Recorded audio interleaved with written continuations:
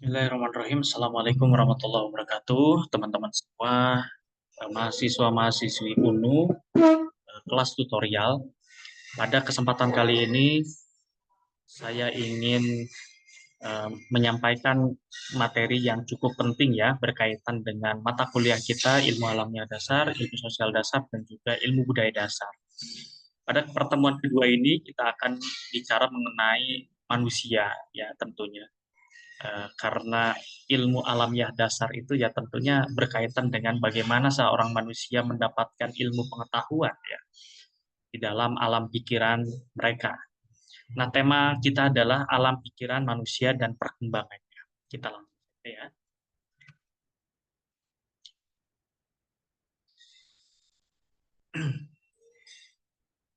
Baik, eh, berkaitan dengan hakikat manusia dan sifat ingin tahu, manusia itu diciptakan oleh Tuhan ya tentu menjadi makhluk yang paling sempurna di antara makhluk yang lainnya. Manusia adalah makhluk yang terkuat dan saling membutuhkan. Manusia merupakan makhluk yang sangat bergantung pada tumbuhan sebagai sumber makanan tentu. Yang kedua adalah hakikat manusia itu sendiri adalah manusia satu-satunya makhluk yang mengembangkan pengetahuan secara sungguh-sungguh. Rasa ingin tahu itu sangat tinggi, bahkan tidak puas dengan sesuatu yang ia peroleh dari ilmu pengetahuan dan selalu ingin mengeksplorasi gitu kan.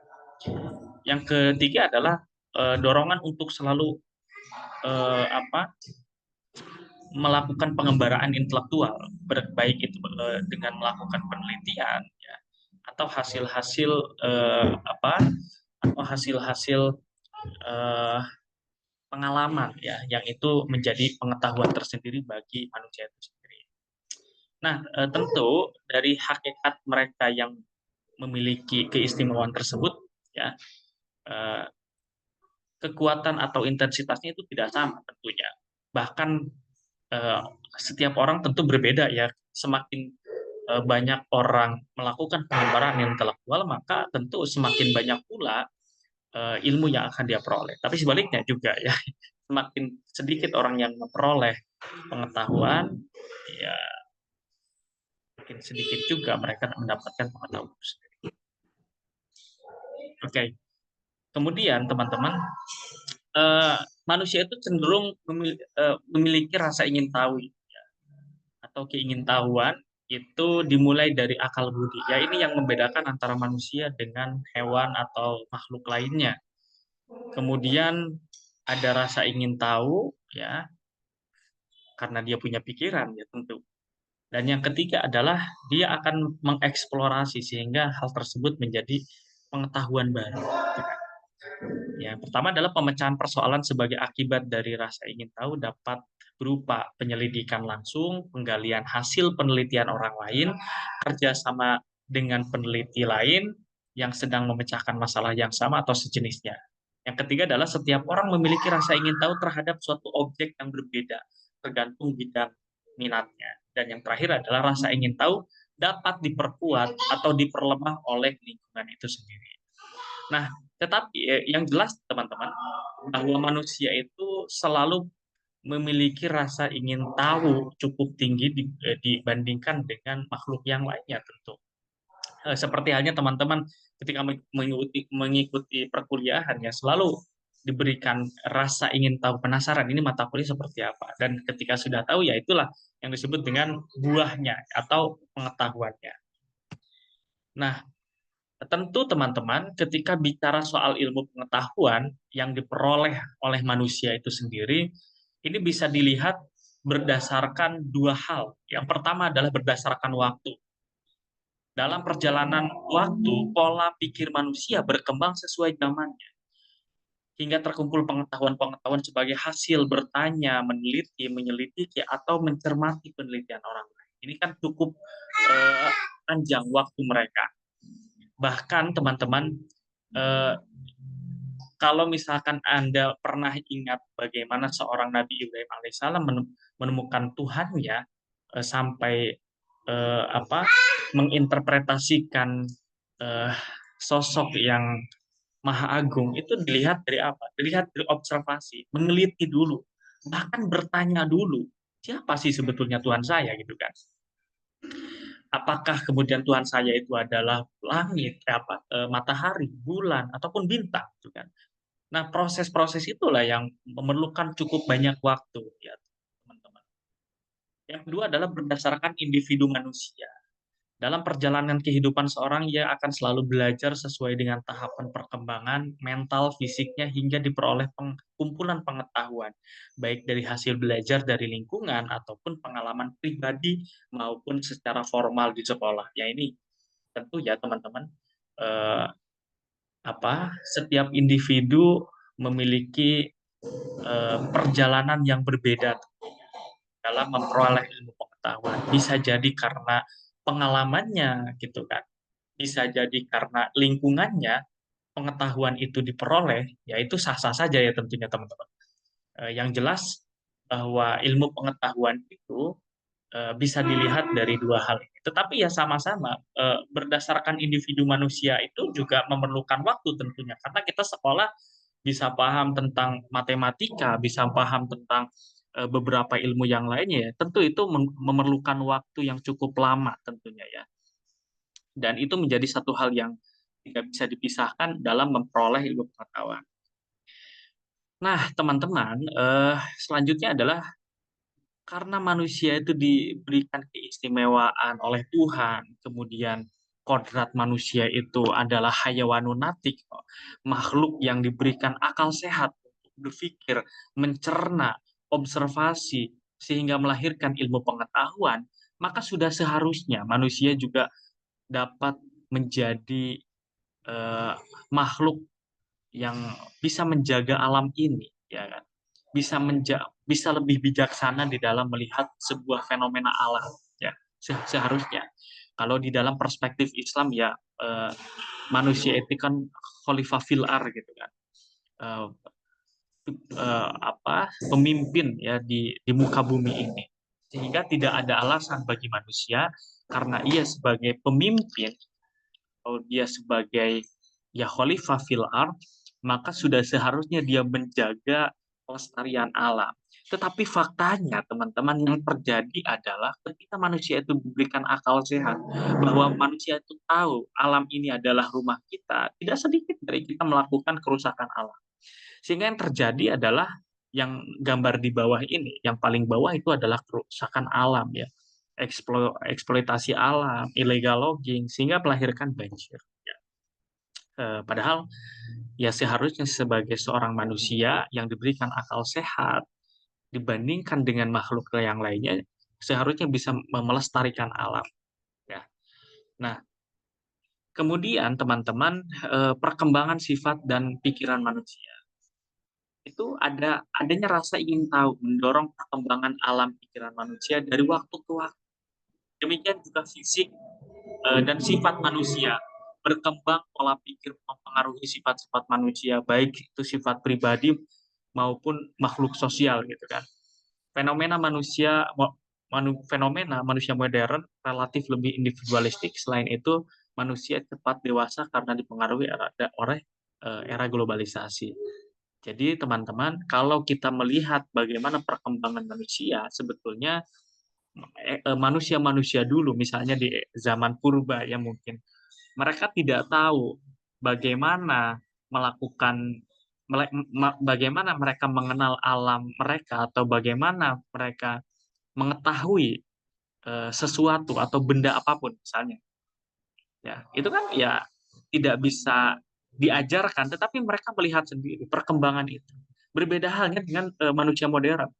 Kalau dulu mungkin orang menggunakan pisau dari batu ya, dari batu. Mereka memotong dan seterusnya itu menggunakan batu gitu kan. Tetapi manusia sekarang kan ya serba serba eh, apa serba canggih, bisa menggunakan pisau ataupun bahkan menggunakan blender. Nah, itu adalah eh, manusia menciptakan semua itu tidak lahir tidak eh, tidak be- tidak begitu saja mudah gitu teman. Tidak tidak mudah begitu saja ya. Tetapi banyak sekali proses yang panjang tentunya dari peradaban umat manusia itu sendiri. Ya.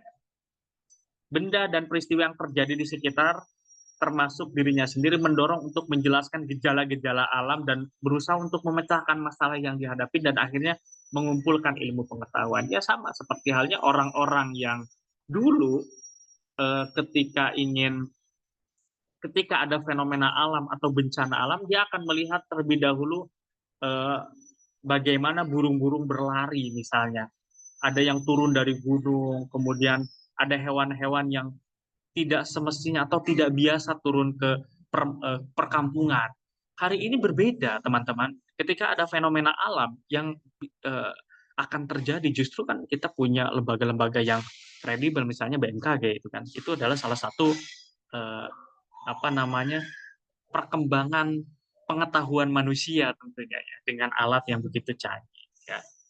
Pengetahuan berkembang semakin banyak, maka daya pikirannya juga berkembang, yang tidak hanya meliputi kebutuhan praktis hidupnya, tetapi juga dalam hal keindahan dan seni. Ya, sama ya, teman-teman. Kalau misalkan di dalam hal keindahan dan seni, orang-orang dulu ketika ingin memberikan informasi eh, bahwa dirinya atau peradabannya itu ada, maka mereka biasanya menuliskan di dalam bentuk artefak atau di dalam di gua-gua, di batu-batu, ya kan. Kalau sekarang kan beda, kita bisa menuliskannya di dalam laptop, komputer gitu kan. Nah, perkembangan itulah teman-teman yang terjadi di dalam eh, manusia itu ya. Tidak merasa puas jika belum mendapat jawaban tentang yang diamati dan berusaha mencari jawaban sehingga harus berpikir terus. Ya betul. Rasa ingin tahu ciri khas manusia. Manusia selalu terus bertanya apa, bagaimana, dan mengapa begitu. Jadi jangan heran ketika pengetahuan itu selalu muncul, karena memang kita diberikan naluri untuk selalu bertanya terhadap apa sih apa sih hal tersebut dan bagaimana mereka itu bisa terjadi dan untuk apa mereka itu ada. Gitu kan. Nah, pertanyaan-pertanyaan ini sebetulnya kalau kita eh, jabarkan teman-teman itu akan selaras dengan pertanyaan-pertanyaan berkaitan dengan filsafat ya. Eh, apa, bagaimana, dan untuk apa. Tapi itu nanti ada perkuliahan lain. Oke, next ya. Kemudian dari hal tersebut terjadi perkembangan akal manusia untuk menggunakan daya pikiran yang lebih dominan dari fisik ya.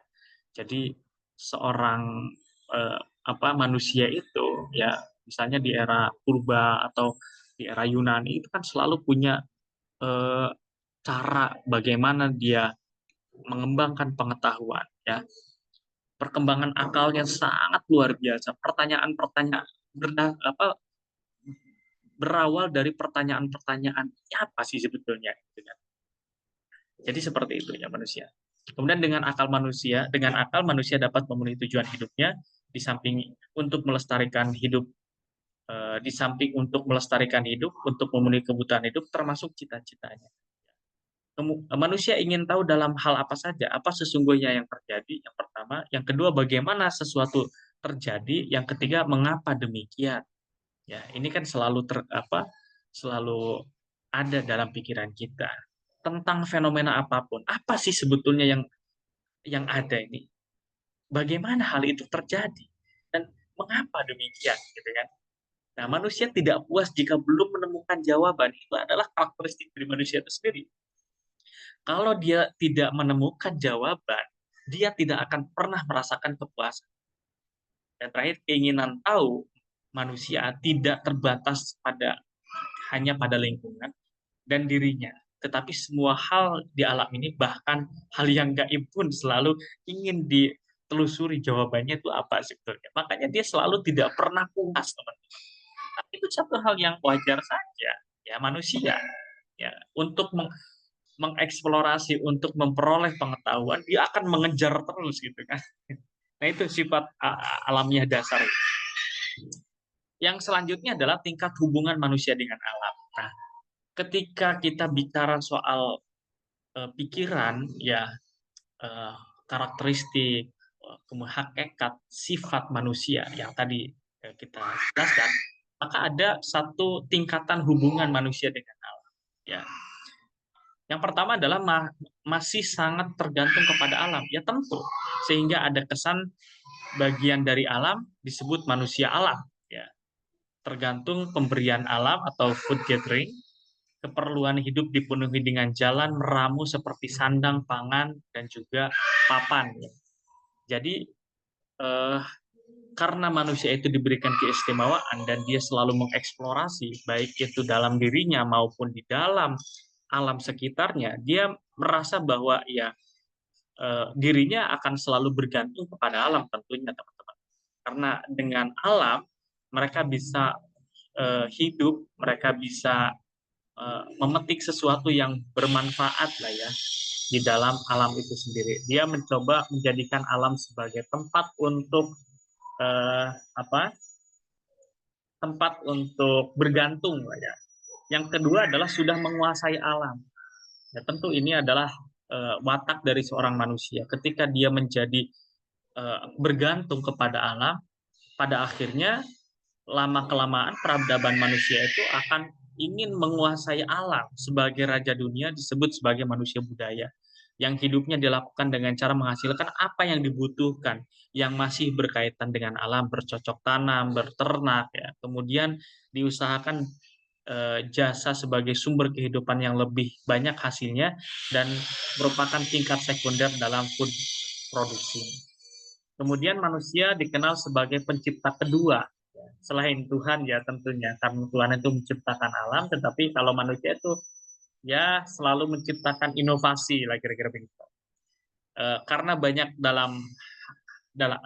hal dalam alam berubah karena kemampuan manusia untuk mencipta. Jadi ada dua kategori ya di sini teman-teman. Ada manusia yang sangat bergantung kepada alam, ya, yang menjadikan alam tempat untuk bernaung dan seterusnya. Ada yang menguasai alam, ya, tentu hampir sama sih sebetulnya. Cuman titik perbedaannya adalah kadangkala ketika seorang manusia sudah menguasai alam, dia akan melakukan eksploitasi terhadap alam. Dia akan melakukan apa namanya ya kesewenang-wenangan terhadap alam tentunya. Nah, ketika Tuhan menciptakan alam semesta, justru manusia menciptakan bencana. Ya. Makanya disebut dengan second creator, sebagai pencipta kedua setelah Tuhan. Karena Tuhan itu menciptakan alam semesta, justru manusia kadangkala tidak bisa menjaganya, bahkan malah menciptakan kerusakan itu sendiri. Yang selanjutnya adalah keinginan tahu kepada alam sekitarnya, ya, dengan kemampuan bahasa manusia sebagai media berkomunikasi dan bertukar pengalaman tentang hal yang ada di alam, berikut kegunaannya bagi manusia. Kemudian manusia mempunyai keterbatasan dalam melihat, mendengar, berpikir, dan merasakan, dan itu manusia berusaha menciptakan alat untuk membantu mengatasi keterbatasan tersebut, ya adanya handphone misalnya teman-teman, atau adanya eh, apapun lah ya, hal-hal yang bersifat membantu manusia ya, karena mungkin terbatas ya. Kemudian sejalan dengan perkembangan pengetahuan, rasa keindahan manusia juga sejalan dengan perkembangan pengetahuan, rasa keindahan manusia juga berkembang. Kemudian di sini ada sejarah pengetahuan manusia ya, teman-teman, ada tahap teologi, metafisika ataupun mitos ya. Manusia menyusun mitos atau dongeng untuk mengenal realita, yaitu pengetahuan yang tidak objektif tetapi subjektif. Ya. Jadi yang kedua adalah dalam alam pikiran mitos, ya, rasio atau penalaran belum terbentuk, yang bekerja hanya daya hayal, intuisi atau imajinasi. Menurut Van Persen, mitos adalah cerita yang memberikan pedoman atau arah tertentu kepada sekelompok orang. Cerita ditularkan melalui berbagai cara seperti yang diceritakan kembali kepada lisan kepada orang lain, diungkapkan melalui tari-tari atau pementasan lain. Jadi kalau misalkan teman-teman pernah mendengar eh, cerita misalnya atau dongeng ya, yang dongeng tersebut dari satu lisan ke lisan yang lain, ya itu adalah bagian daripada pengetahuan tentunya. Ya, misalnya ternyata Malin Kundang itu adalah sosok manusia yang sangat apa namanya, durhaka, katakan maaf, yang mencintai ibunya gitu kan, sehingga dia apa, menendang perahu yang pada akhirnya perahu itu jadi gunung. Hal tersebut kemudian diceritakan kembali kepada orang lain terus menerus menjadi sebuah legenda atau mitos ya yang berkembang di masyarakat. Tetapi ya itu yang terjadi. Itu adalah sejarah pengetahuan manusia sehingga orang tahu oh ternyata begitu. Meskipun kebenarannya itu belum bisa diverifikasi ya teman-teman.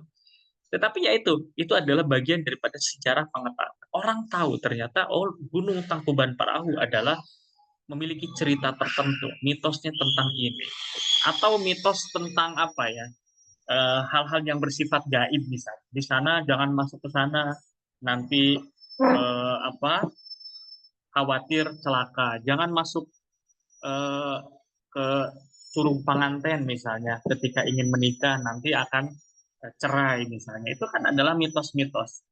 Dan tidak hanya berkaitan dengan lisan teman-teman untuk mendapatkan informasi tersebut, tapi juga selalu ditampilkan dalam bentuk pentas atau tari-tari, pementasan, teater misalnya. Untuk apa? Untuk orang itu tahu gitu kan. Kemudian manusia menemukan identitas dirinya dengan cara bertindak sebagai objek, sebagai subjek yang masih terbuka, dikelilingi oleh objek atau alam, sehingga manusia mudah sekali dimasuki oleh daya dan kekuatan alam. Manusia belum mampu memandang objek atau realita dengan inderanya, sehingga manusia dan alam melebur menjadi satu. Ya tentunya ya teman-teman. Ini sejarahnya. Kemudian Van Persen mengatakan bahwa di dalam mitos manusia terikat dan ada alam peristiwa yang terjadi dan manusia menerima keadaan sebagai takdir yang harus terjadi. Jadi ketika ada mitos misalnya yang berkembang di masyarakat atau apapun itu, mereka akan dengan pasrah menerima hal itu tanpa dia ingin tahu, memverifikasi, tanpa ingin mengobservasi, membuktikan apakah ini benar atau tidak. Nah itu ya, itu sejarah ya teman-teman. Itu yang terjadi. Bahkan hingga sampai sampai sekarang juga mungkin demikian gitu kan. Ketika orang tidak apa mitos misalnya kalau di depan pintu itu akan menghalangi jodoh atau rezeki gitu kan. Nah, apa sih sebetulnya itu? Gitu kan? Mitosnya berkembang, tetapi kita tidak bisa memverifikasi, membuktikan apakah ini betul atau tidak. Gitu. Nah, itu yang terjadi di tengah-tengah kita, ya. Jadi sehingga yang terjadi adalah kita dengan lapang dada akan menerima hal tersebut. Kemudian, nah seperti halnya ini ya ada 4 gambar tadi sudah 4 gambar. Ini juga sama, ada hujan, kemudian ada apa ketika ini hujan ya, gambar yang pertama hujan, ya gambar kedua tentang tari di Bali ya, kemudian ada tari di daerah yang lain, kemudian ada Grebek Suro ya, ini melambangkan eh, hal-hal tertentu, misalnya ketika apa namanya, orang dulu bilang ketika hujan ya itu jangan sampai, ketika ada petir jangan sampai menutup telinga misalnya ya, jangan sampai menutup telinga karena khawatir petirnya akan menyambar gitu kan, kira-kira begitu. Kemudian mitos-mitos berkaitan dengan Lea dan seterusnya yang itu terjadi di dalam masyarakat ya, kita juga harus bisa menerima gitu kan. Tetapi karena memang itu adalah bagian daripada kepercayaan ya, dan itu menjadi satu pengetahuan tersendiri bagi manusia. Lantas apakah manusia akan menentangnya? Bisa saja, tetapi sebagian besar kita akan menerima sebagai sebuah identitas kebudayaan yang berkembang di masyarakat, termasuk Grebek Suro dan seterusnya. Misalnya Grebek Suro itu kalau kita lihat sebagai bentuk rasa syukur gitu kan, terhadap alam, karena alam sudah memberikan apa, memberikan sesuatu yang bisa tumbuh dan bisa dimanfaatkan oleh manusia, maka selayaknya manusia itu juga apa, bersyukur atas kenikmatan-kenikmatan tersebut. Oke, itu saja mungkin teman-teman yang dapat kami sampaikan. Terima kasih untuk hari ini. Kita akan ketemu minggu depan. Terima kasih. Assalamualaikum warahmatullahi wabarakatuh.